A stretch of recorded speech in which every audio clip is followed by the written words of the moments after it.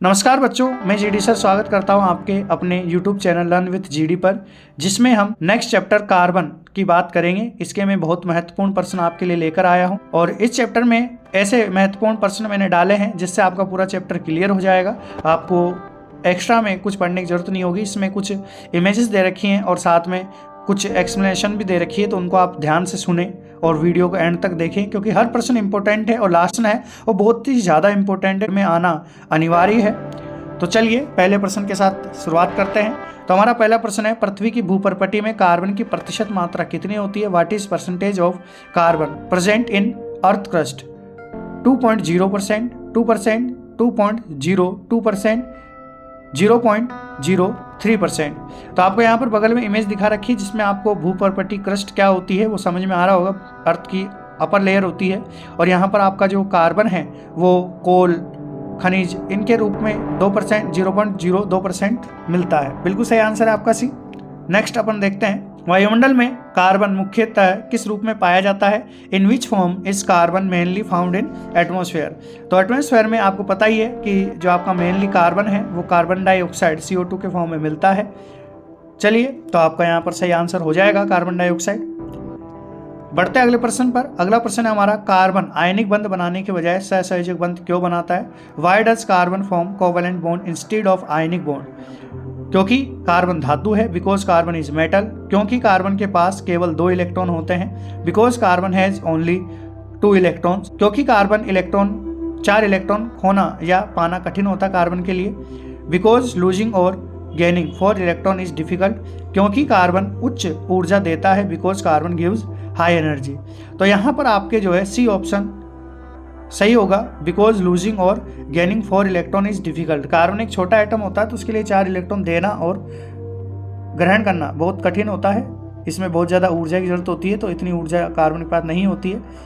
तो ये आपका सी ऑप्शन बिल्कुल सही होगा। तो यहाँ पर मैं आपसे एक अपील करना चाहूँगा, वीडियो बनाने में बहुत मेहनत लगती है, तो आप वीडियो को जरूर लाइक कीजिए और कंप्लीट वीडियो देखिए एंड तक, क्योंकि इसमें जो है एंड का क्वेश्चन भी बोर्ड में बन सकता है। और आने वाले टाइम में मैं जो नया साल है उसी के साथ ही अच्छी जो है वीडियो लेकर आऊँगा। तो चैनल को सब्सक्राइब करिए और सब्सक्राइब करने के साथ ही अपने दोस्तों के साथ शेयर भी कीजिए ताकि उनको भी इन वीडियोज़ का बेनिफिट मिल सके। और हम जो है एक ऐसी सीरीज चालू करने वाले हैं जिसमें प्रत्येक सब्जेक्ट के इम्पोर्टेंट क्वेश्चन होंगे जो आपको बोर्ड में 1.5 महीने में बिल्कुल अच्छी तरह से तैयारी करने के लिए आवश्यक हैं ही।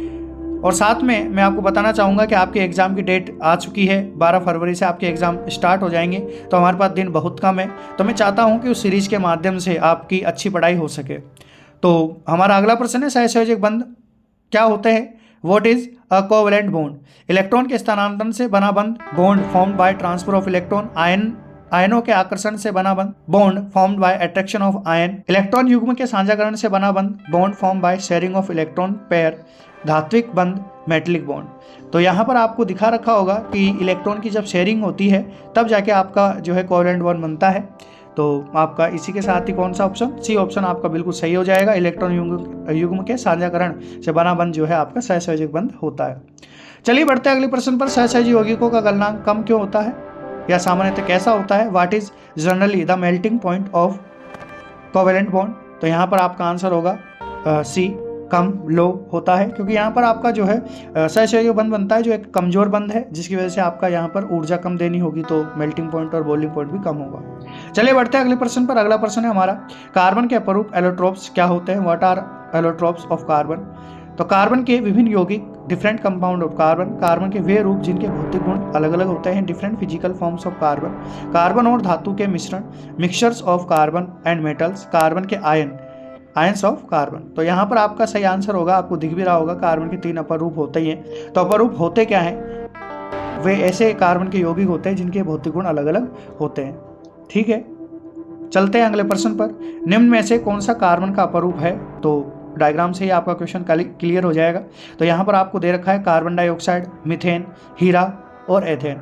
तो देखो यहाँ पर जो आपको 4 ऑप्शन दे रखे हैं, ये बने हुए तो कार्बन के हैं, लेकिन आपका जो अपर रूप है वो केवल क्या होता है, आपका हीरा होता है। अगर आपको इस चैप्टर में किसी भी टॉपिक को लेकर जो है कोई दिक्कत हो तो आप कमेंट कर सकते हैं। उस टॉपिक का कॉन्सेप्ट क्लियर जो हमारी प्लेलिस्ट है उसमें जाकर मैं एक वीडियो बना दूंगा, जिसको देखकर आपका चैप्टर और ज़्यादा क्लियर हो जाएगा। तो आप कमेंट कर सकते हैं। अगर कार्बन के चैप्टर में कुछ भी आपको नहीं आता, जैसे नामकरण या जो आपकी होमोलॉगस सीरीज होती है, समझाती श्रेणी वो क्या होती है, आइसोट्रोप्स या समावयवता क्या होती है, ऐसे टॉपिक जो आपको टफ लगते हैं आप बता सकते हैं। मैं बहुत ही इजी तरीके से समझाने के लिए आपको उसका वीडियो बना दूंगा। चलिए बढ़ते हैं अगले प्रश्न पर। हीरा और ग्रेफाइट के रासायनिक गुण समान क्यों होते हैं? Why do diamond and graphite have similar chemical properties? क्योंकि दोनों का रंग समान होता है। Because both have the same colour? क्योंकि दोनों में कार्बन होते हैं।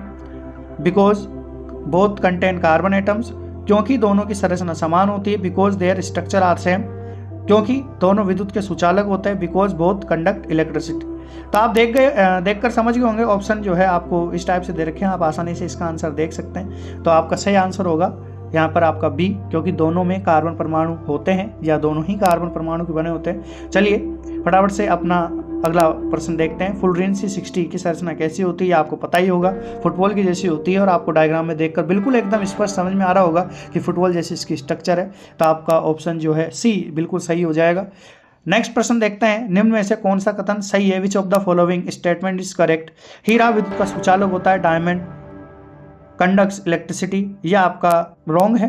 ग्रेफाइट सबसे कठोर पदार्थ है। Graphite is hardest substance. आप पेंसिल में देखते ही होंगे ग्रेफाइट मिलता है, आसानी से उसकी जो नोक है वो टूट जाती है, तो ये भी अपना गलत होगा। हीरा और ग्रेफाइट दोनों कार्बन के अपरूप है। हाँ, यह आंसर बिल्कुल आपका सही है। Both diamond and graphite are allotropes of carbon, क्योंकि दोनों ही कार्बन के बने होते हैं। तो अगला ऑप्शन हमको पढ़ने की जरूरत नहीं है। बढ़ते हैं अगले प्रश्न पर। अगला प्रश्न है हमारा, कार्बन के बहुमुखी स्वभाव का मुख्य कारण क्या होता है?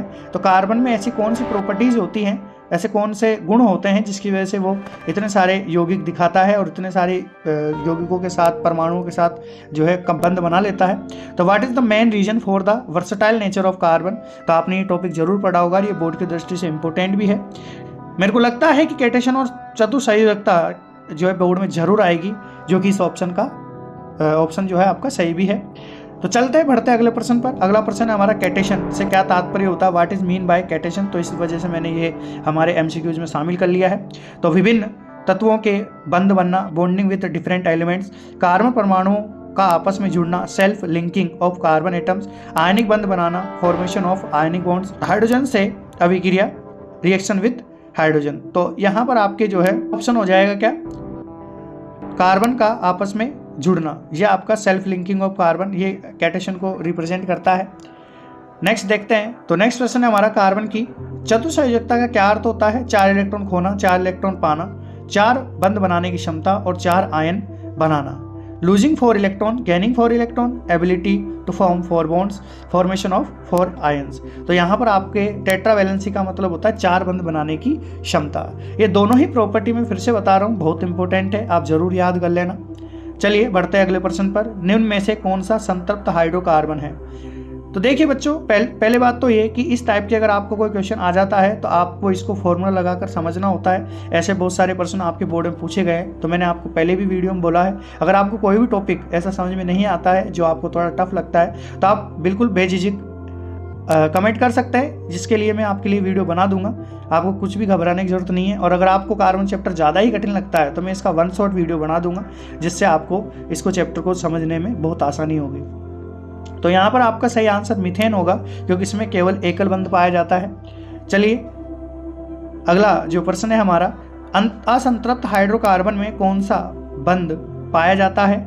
केवल एक बंध, द्विबंध या त्रिबंध, डबल बॉन्ड और ट्रिपल बॉन्ड, आयनिक बॉन्ड, धात्विक बॉन्ड, मेटलिक बॉन्ड्स। ठीक है, तो यहाँ पर आपके जो है डायग्राम से देखकर आपको बिल्कुल क्लियर हो गया होगा कि हमारा आंसर क्या होने वाला है। यहाँ पर हमारा आंसर डबल बॉन्ड और ट्रिपल बॉन्ड होगा, तो जो कि आपके इसमें पाया जाता है। चलिए आगे भी देख लीजिए, हमारे प्रश्न हैं जो कि अभी तक प्रश्न तो तैयार हो चुके हैं पर इमेज वगैरह तैयार नहीं हुई है। तो अगला पार्ट में जो है जल्दी ही लेकर आऊँगा हम अगले वीडियो में इसके सेकंड पार्ट के साथ। और मैं आपको फिर से याद दिला दूं कि 1 तारीख से हमारी बहुत बढ़िया सीरीज चालू होने वाली है। अगर पूरा चैप्टर ही कंप्लीट समझना हो तो आप कमेंट कर सकते हैं आपको बिल्कुल फ्री में यूट्यूब पर जो है ऐसा कंटेंट देने की कोशिश कर रहा हूँ जो आपके बोर्ड के लिए बहुत ज़्यादा ज़रूरी हो। चलिए अगले वीडियो के साथ मिलते हैं।